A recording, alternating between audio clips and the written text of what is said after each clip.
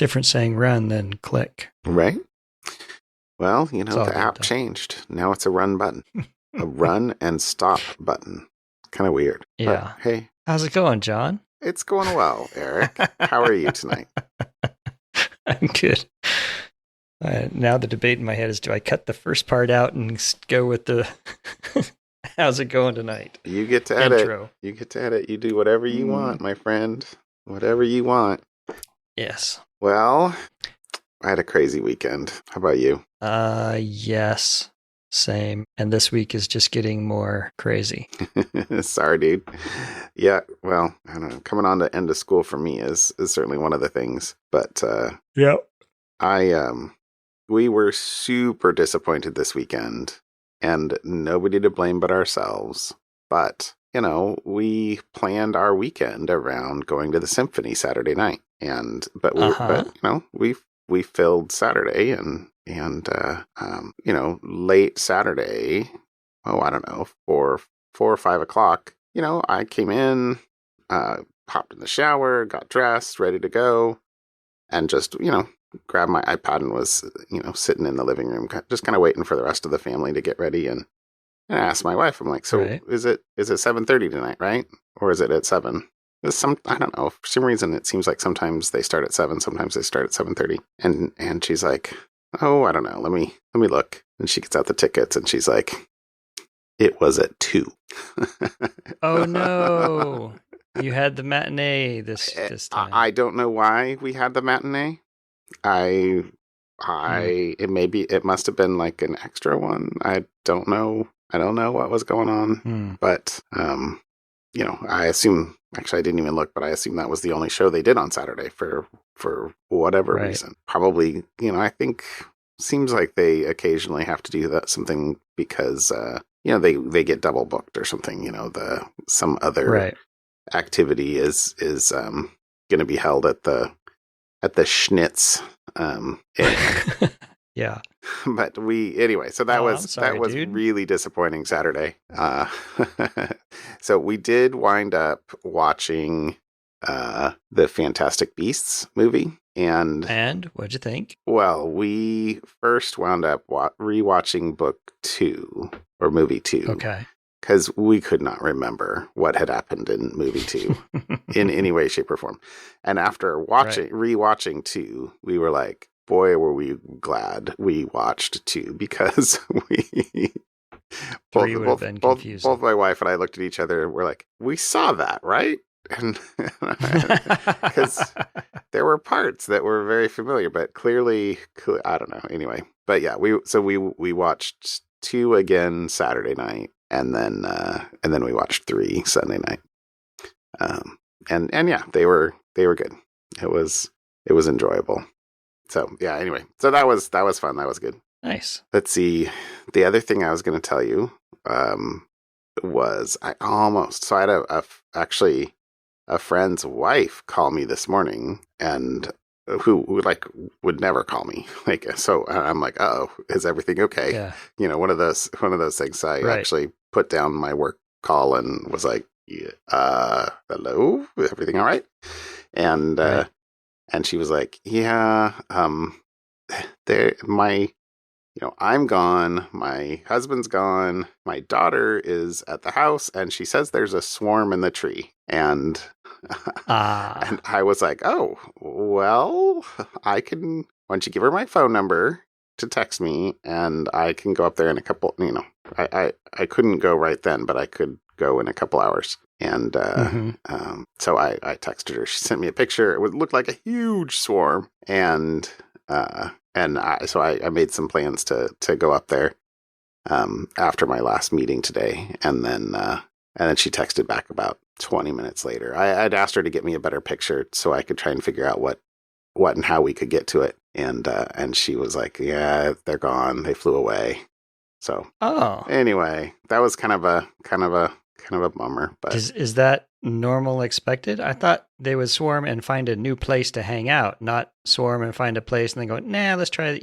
Oh, no. It's not a road trip, or is it a road trip? It is a road trip. No, they'll move several. They'll move potentially a couple of times, but they bivouac. I don't know how you pronounce that. That's not a Okay. it's not a word you hear out loud much.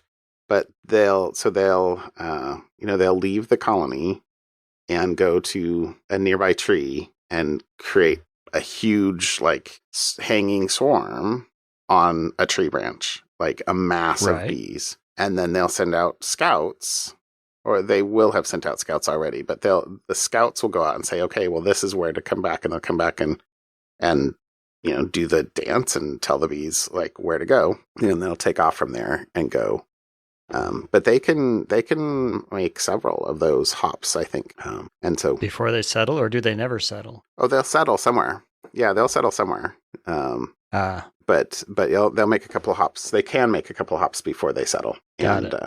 And where they settle is like that's why you can put up a swarm trap and try and capture one or lure one in. Is they'll settle in your swarm trap. The swarm trap is more enticing place to settle in. Yeah, because you put some old comb in it, and it smells like happy bees, and you can I bait it with they have professional lures. Actually, the most famous one that they use is something called Swarm Commander, but evidently lemongrass is very attractive to bees, so I use lemongrass oil to like just put a couple drops near the entrance. And you can see I've seen for some of my swarm traps like scout bees coming and checking it out and being like, do we want to come here? And I'm like, yes you do. Don't mind me. I'm just behind the door. I'll close it really fast. Okay. Anyway, I learned something new. There you go. Yeah. This is a sad thing. Maybe I shouldn't say this, but when the bees are flying, I don't know if you've ever seen a swarm move, but it sounds like 10,000 bees, because it is. And that's very descriptive. Thank you. I can relate. And they so it's really loud. And I mean, it's not like they move in a tight pack. They're all over the place. But this was actually not this summer. It was last summer, though. I totally drove through a swarm. And I felt terrible about it. Like, what are you going to do? You're going 55 miles down the road. You're not going to know that. But I totally drove through a swarm, going past there's a blueberry field a couple miles up from my house that every year they come and put maybe a couple hundred hives out near it. And so I'm sure it came from one of those. That's kind of where it happened. But I felt really bad. I'm like, oh, I hope I didn't hit the queen. Because anyway. Speaking of queens, how are your 4 queens? Hair clipped? 2 more weeks. No. No. Well, this weekend I will check the first 3, the ones that I did not graft. I will check the first 3 and see if they are mated and come back and laying. So that will be exciting. And then I will probably also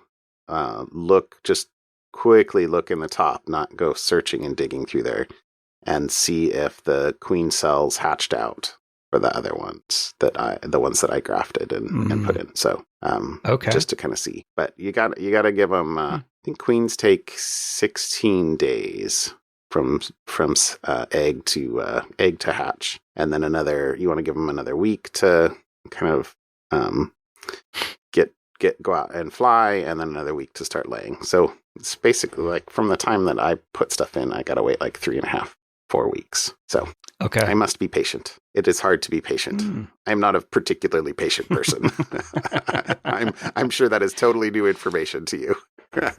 I can relate or empathize or whatever the appropriate term is, because we started kitchen demolition this week. Oh, the long 2 months. Remodel. Very long. And we're on day 3 of a 2-month journey, and we're already tired of not having a kitchen. Yeah, you're like, can we rent a house for a month and a half? Yeah. No. I'm seriously looking at find an Airbnb for a month. Just for the kitchen alone. Anyways, right. I don't know. Right. No, It's a debate. It's a debate. It's funny. You don't think that you don't think that at the beginning or at the as in the Oh planning no, I'm stages. thinking it at the beginning. Well, no, I'm just Yeah. Yeah. No, I mean, I knew it was going to be disruptive, but I think certain members of my family are going to go crazy if we don't do something. So it's the core of the house, right? It's basically like you took the heart of the house out, and now what are you supposed to do? exactly. Yeah. Exactly. Yeah. But one of the exciting things of this is, so they're running they got to run a few new circuits, because we're changing enough stuff that they got to run 2 new circuits because the old kitchen was old and now, of course, out of code. The plus side of that is, as the guy is explaining, that the electrician is explaining what he's going to do, he asks, "Hey, do you plan on getting an electric vehicle anytime soon, or is that in your future? Because I'm opening up walls, opening up panels. It will never be less expensive to throw in, the plug for an electric vehicle circuit Right. charger than right now." And I'm like, yes, let's just do this now. You should do 2. What? You should have done 2 if it's too late. I don't know. I haven't done anything yet. He's going to go give a quote because it's, the general has to actually agree that approve fine, it. So to say fine, do it.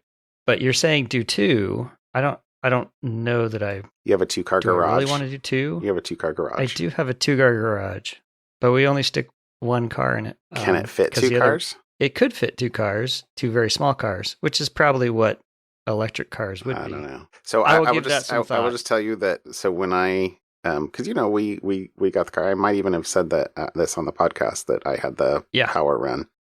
And since they were here, I went ahead and have them run all the way over to the second bay of my garage too. Just because, and I only bought one of the actual chargers, which was like, because it was like $700. It wasn't cheap, right? But I had them go ahead and put in the second circuit and a second 220 plug, right? So that I can do that in the future without having to do anything else. So yeah, I don't know. It's that's a quote from Contact, right? Why build one when you could do 2 for twice the price?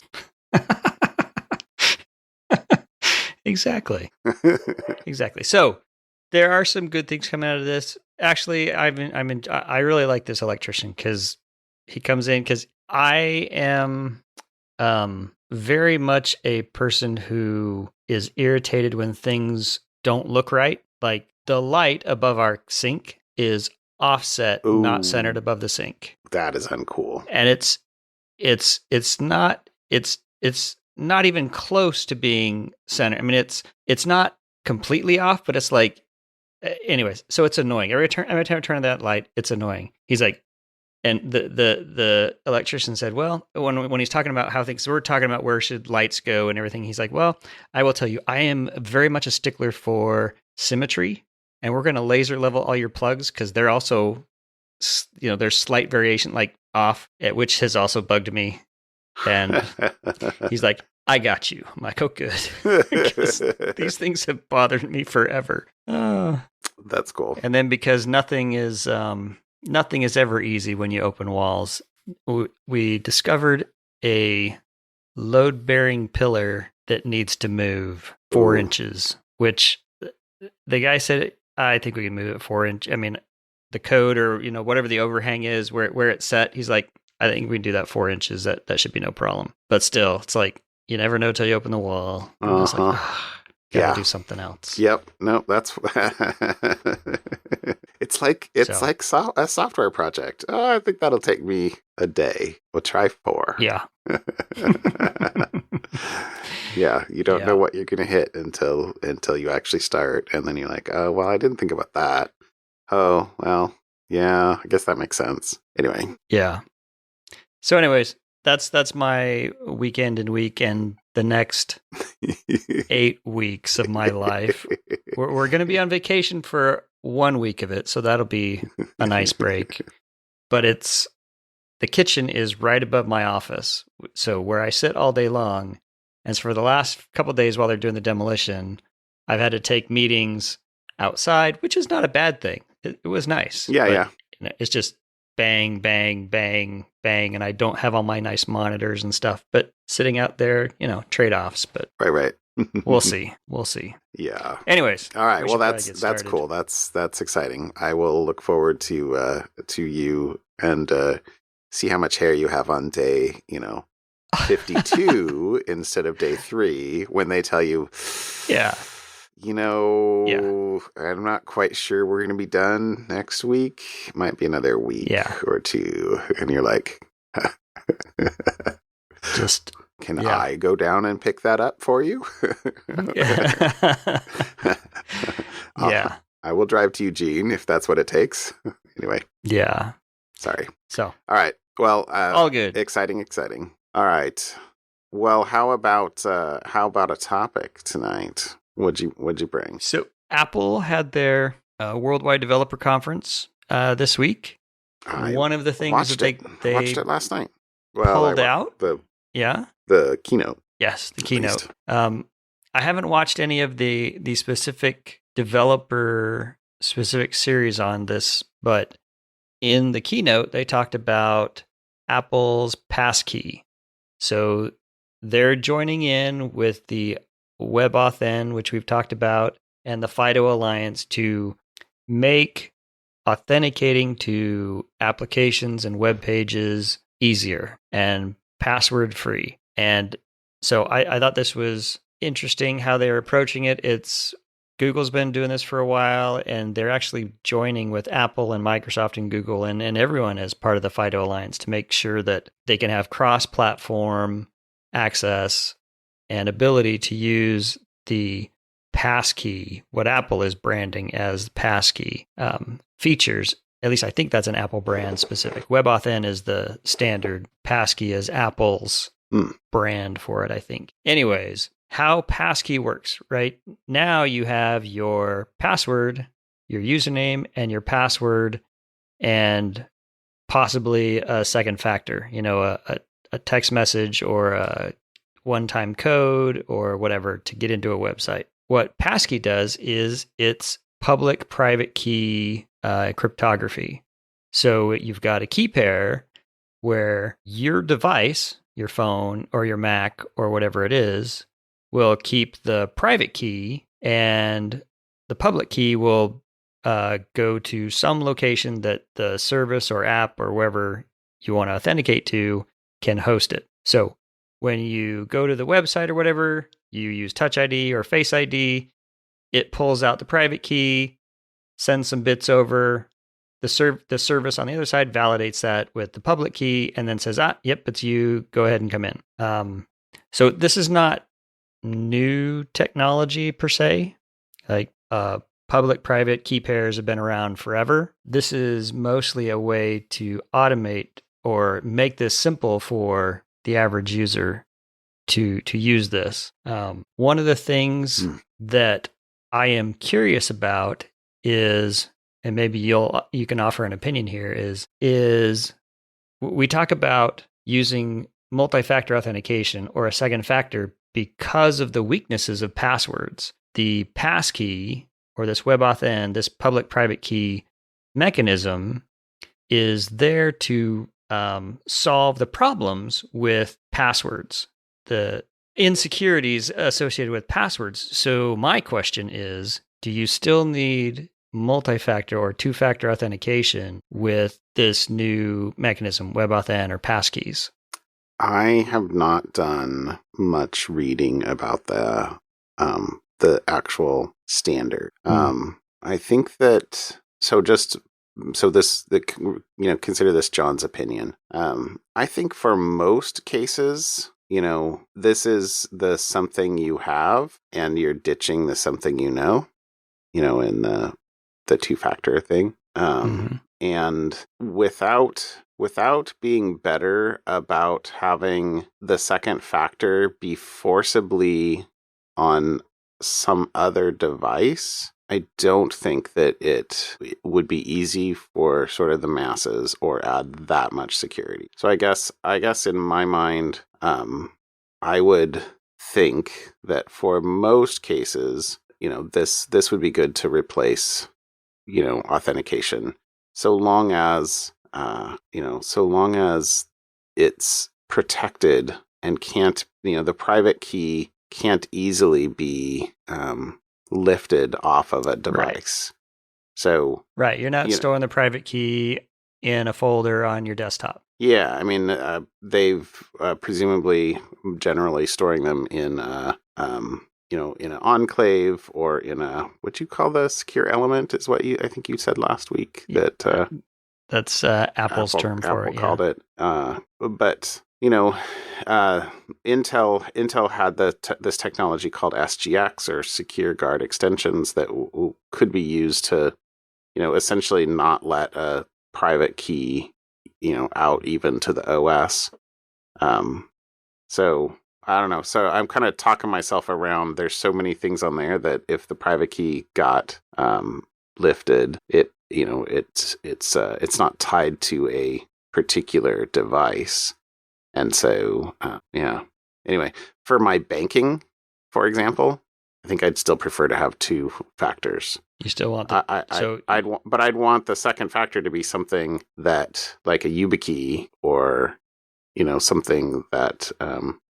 So two things you have, because we're getting rid of we're getting rid of the what you know. I don't want to have something that I know. I don't want to have to know anything. That's one of the problems. You don't have to know anything. There we go. That's the point that I was getting to. Is my favorite part of this is I no longer have to know anything. Well, with 1Password and 1Password everything, I don't know anything anyways. But yeah, which is that's one of the nice features about 1Password, is that I don't have to know anything. I think I am on the side of it makes a second factor less necessary depending on the context. Yeah, but yeah, I still think, like you, for probably banks or financial or very specific things, I'd be like, I still want the second factor. Getting into your email, which seems to be, that's your passkey for all your other accounts. Yeah. I think that would still be really important to me. I guess the other thing I haven't read this article that you're posting in here, and frankly, they didn't say anything. They didn't say a whole lot on the keynote. They didn't see much in the keynote. No. But my question would be, how easy is that going to be to use the passkey on other devices or in other sort of non-Apple-y things? Can I easily use it in Chrome on my Mac? Can I easily use it on an Android phone? Yeah, exactly. I mean, that's the whole point of having the FIDO Alliance, I would think. But there is no greater vendor lock-in than this if Apple can pull it off. Because if they can make it super simple and easy, there is the FIDO Alliance, and there is ways to share that and make the things compatible cross platforms. So the FIDO Alliance has specifications on how to do it. Whether or not Apple will is the bigger question. Yeah. Right? I'm sure there are probably some requirements to be a contributor or founding member or whatever it is for the FIDO Alliance. And it'd be really, I don't think Apple could get away with Microsoft and Google. Android does it, but Apple doesn't. There would be some heavy pressure. And then it'll be fun to see how third-party tools like 1Password are able to integrate. They're also part of the FIDO Alliance now. Yeah. Can I depend on 1Password to manage my passkeys? Right. I'm air quoting now, and not have Apple do it? Because Apple has their keychain today, and you can store passwords in Safari, and they do password management. Chrome has its own password management. I use 1Password. Can I continue to use 1Password for passkeys? And I'm going to bet the answer is yes. And that would get me my cross-platform, because I do have an Android phone and an Apple phone. So I will be the first to be able to tell you once this kind of starts rolling out. I will cross my fingers.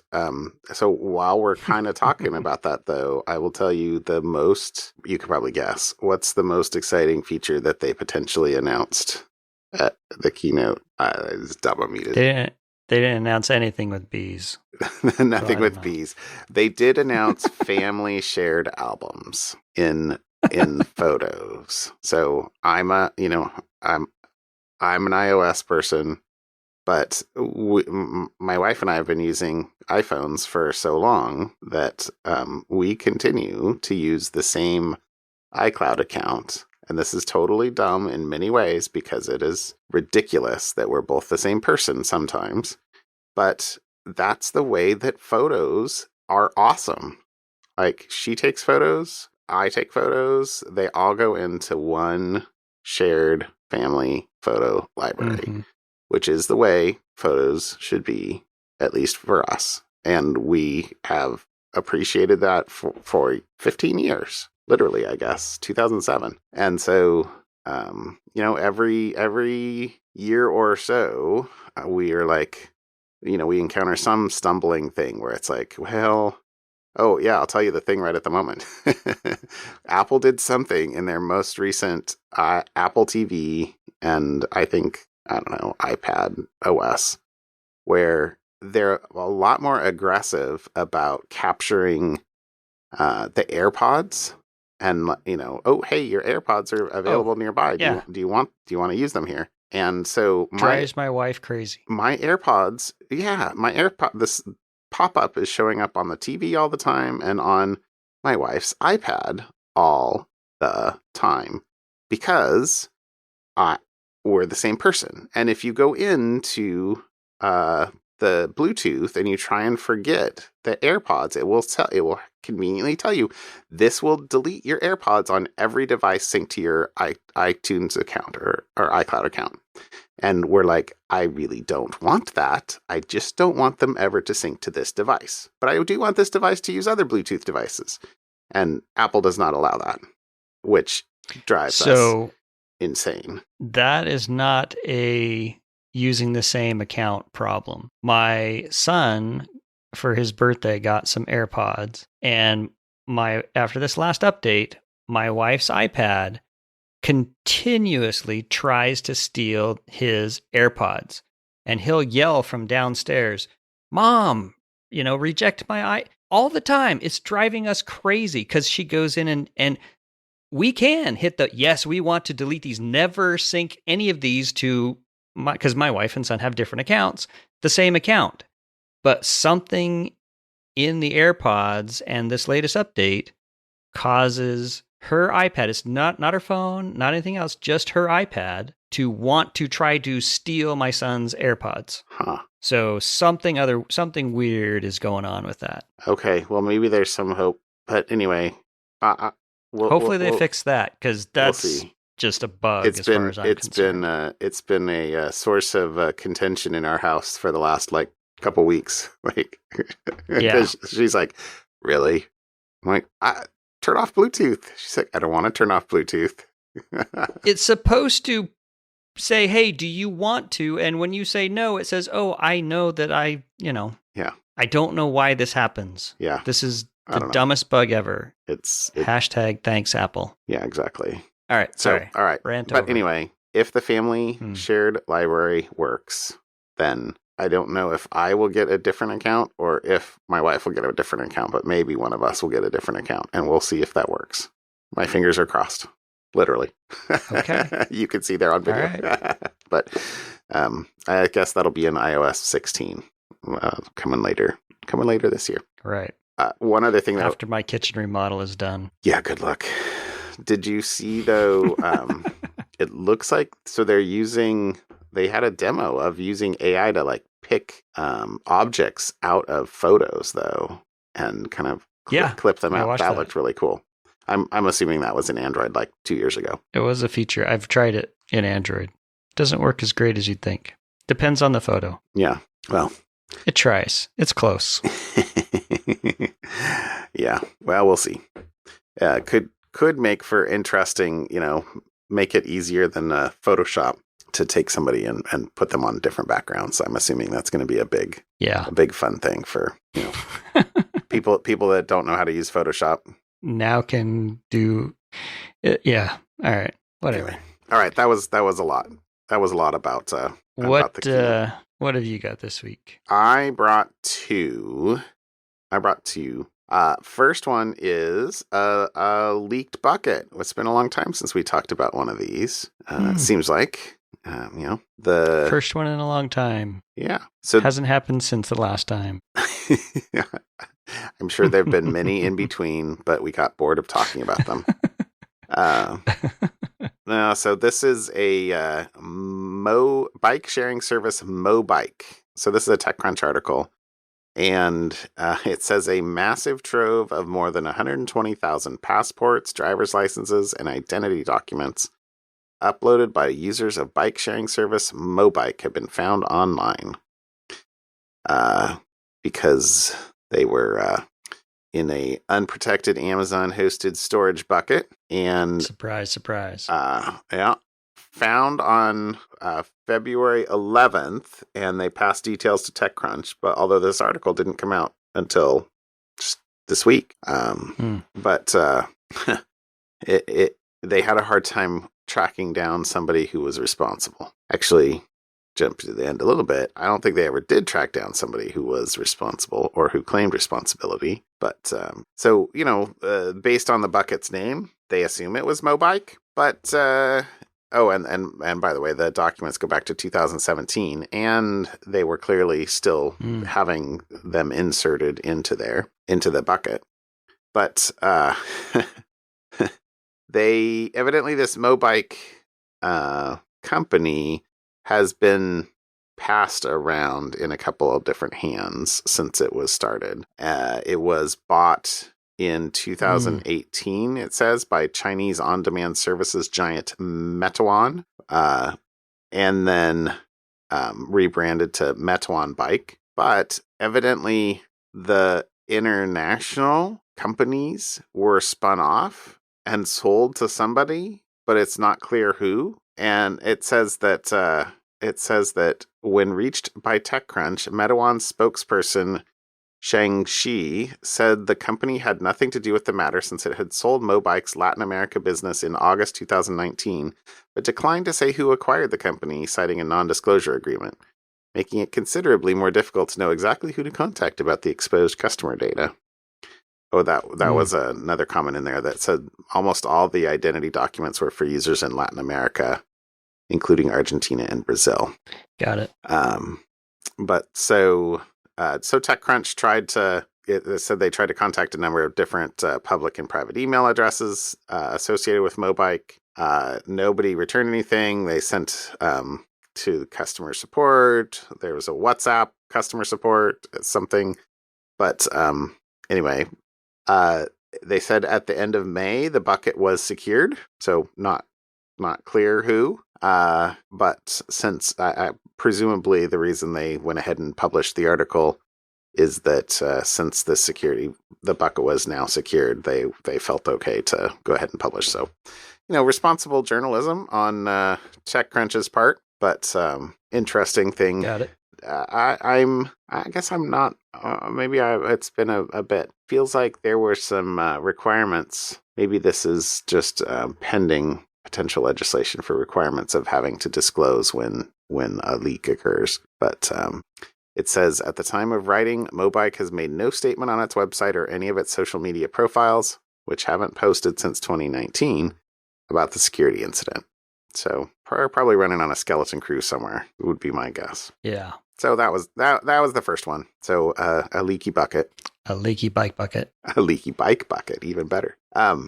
All right, my second one is a joint CISA advisory, joint with the NSA and FBI, et cetera, on, quote, the ways in which People's Republic of China, PRC, state-sponsored cyber actors continue to exploit publicly known vulnerabilities in order to establish a broad network of compromised infrastructure. So, like infrastructure, or just network infrastructure. Okay. Network. Okay. It's not.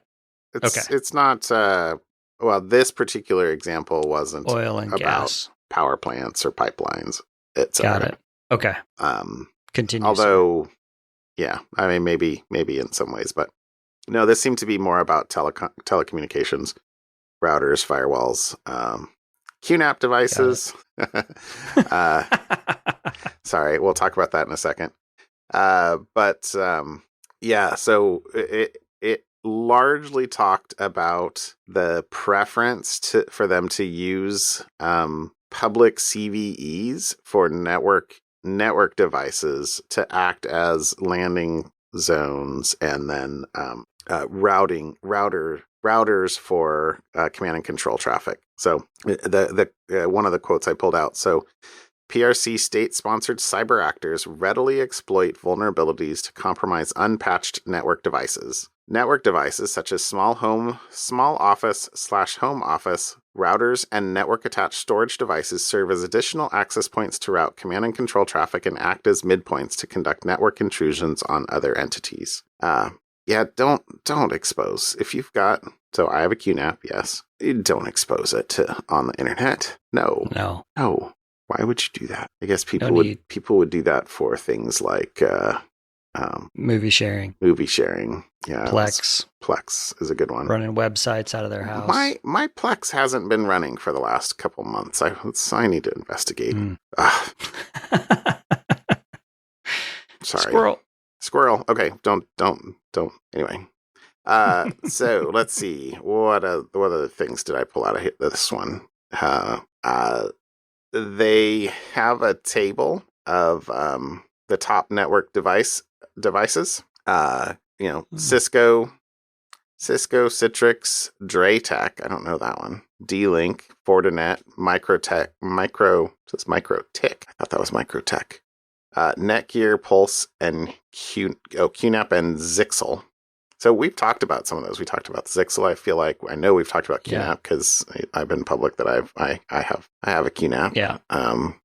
That I have to keep up to date. I read the article earlier and I was like, oh yeah, let me go out and make sure I don't have any updates.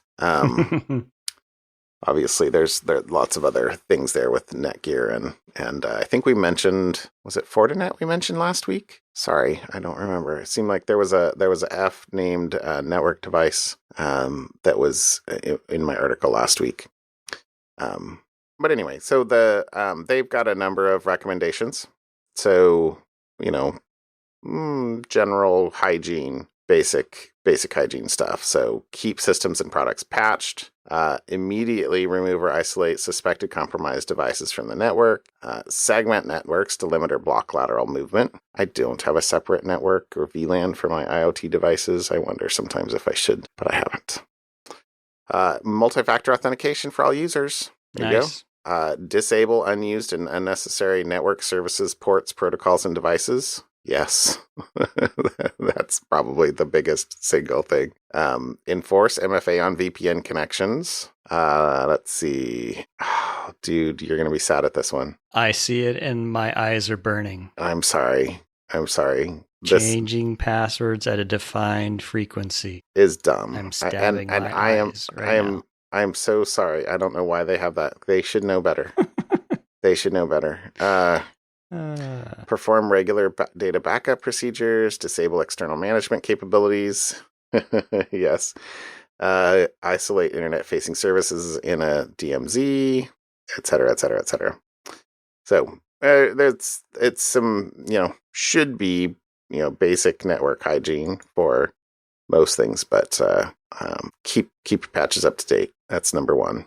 Yes. So, and yeah, there you go. All right, those are my two articles. Nice. All right, how about something fun? All right, so my something fun is I know I got this from you, but it was like long enough in the past. I think it was when we were talking about Brandon Sanderson and his Kickstarter thing, and he had backed an author named Will Wight. Yep. And I think you had kind of on the side mentioned, hey, Eric, these books are cool. And the first three are currently free on Amazon. Uh-huh. And so I think I just went right in and went, buy. And then they sat on the shelf. And I had forgotten about them. And I don't know what happened, but a little over a week ago, I was looking at my Kindle. I'm like, oh, yeah. And I started reading these books. So it's the author's Will Wight, and it's the Cradle series. And it's unsold. I don't know how to describe. They're awesome. It is.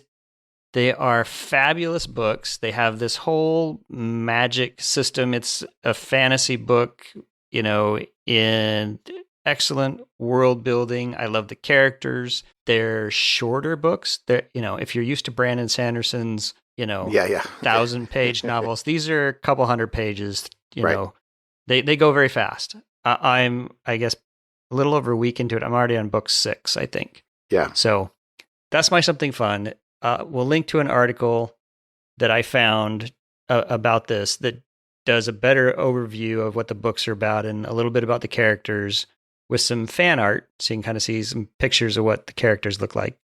I want That's more cool. fan art now to look at this. Yeah. Anyways, so it's Will Wight, the Cradle series, fantasy books, very fast reads. I think if you have Kindle Unlimited, all the books are free. They are. I read them all on Kindle Unlimited. Yeah, they're $6 if not. And you can grab the Audible. You can tack on the Audible for $2 a book, I think. Which I did because I like to exercise and work out while listening to books.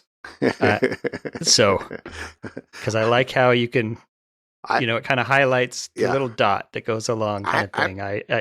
I'm not sure that wasn't a bug. I felt a little guilty because I have the Kindle Unlimited and I read them all on Kindle Unlimited. And then I went in to get the audiobooks and it said, because you own this device, or this book, you can add it on for like $2. And I was like, okay, but I don't actually own it. I only own it because of Kindle Unlimited. So anyway, I was like, But I read them all, and I am now listening to them, and so I'm in book 7, I think, of listening. Okay. So I've been doing that for a while, and I spent a couple hours on the tractor today, and that was what I had. That's what I had planned. And they're really good. And the fun fact that my son texted me, I think yesterday, about is book 11 comes out July 5th. So when you get and you finish book 10 and you're like at the end of book 10, you come to me or you text me and say, "Holy crap, John, I cannot even believe that the cliffhanger that is at the end of book 10." I will say, well, you only have a couple days to wait. I assumed that I saw some notes about book 11 as well, which then I'm like, oh no, 10 seems like the right number. There's going to be 12. Okay, so now I got to wait. All right, so I'm going to get 11, and then I'm going to have to wait a year for the real ending. I'm going to get a cliffhanger again. Yeah, I'm sorry. I don't know what to tell you about that. My wife has said that she won't touch them until, because she's big for she'll read finished series, and I'm like, but Brandon Sanderson, like The Way of Kings, it's like it's worth reading even if it's not complete. It's not going to be complete potentially for decades. Anyway, and she's like, nope, won't all do that it. Means is I will just reread them all again when book 12 comes out. Exactly. In prep for book 12. That's usually how things are. Anyways. Yeah. That's my great series. Fun. Great series. I love it. A lot of fun. I backed the Kickstarter, which I got a note today that sounds like they're having problems finding a printer for the Kickstarter. So whatever. I'll be patient. Okay, so my something fun tonight is a terrible thing for audio medium because it's going to be a YouTube channel. And I don't know. I was thinking about this because my intent is to go over to a friend's house this weekend and hopefully help him set up his new sawmill. And I am super excited that a friend of mine bought a sawmill and is going to have a sawmill because I have a wood shop, and like a sawmill and a wood shop go very well together. And so we'll see. And I looked at buying a sawmill, but like, what am I going to do with the sawmill? I've got enough stuff to do. But he did too. And anyway, so I'm going to hopefully go over and help him lay down the track that to install the sawmill on. Fingers crossed. Okay. Anyway, But so that reminded me of this YouTube video or YouTube channel that I watch occasionally because I don't know, it's hypnotic to watch. I think it's hypnotic to watch sawmills running on cutting wood. It sounds totally dumb and stupid, perhaps, as I say it out loud, but I don't know. There's something very enjoyable about it. And so this is a guy who has, I think he's from maybe Tennessee. I don't even know. It's actually been a while since I watched some of his videos, but I poked out there today and I'm like, oh, hey, I should catch up on some of these more recent ones. Called Out of the Woods. The channel is Out of the Woods 623. You should watch some sawmilling videos. They're cool. All right. I will add that to my YouTube. And then you'll start getting sawmill videos and sawmill ads. I already get I'm waiting now to see before I get my first sawmill ad. Right? It seems like whenever we talk about something, I still get bee stuff all the time now. Sorry, dude. It's okay. That's all good. Yeah. Sometimes it's interesting. Yeah. Well, sometimes. Anyways. You mean all the time. Well, I have supers. I guess I didn't say that at the beginning, but I have supers on my colonies at the moment. So that's the other thing to check this weekend is supers are where the John honey go, right? That's where the honey for me goes. So right. Under the super, the hive, that's honey for the bees. Supers are called John honey. Yes, exactly. Gotcha.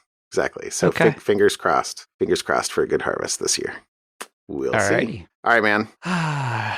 Another day, another podcast. 2:35. Been doing this for a while. Okay. Yeah. Have a good night, John. I'll talk to you later, Eric. Bye. Bye.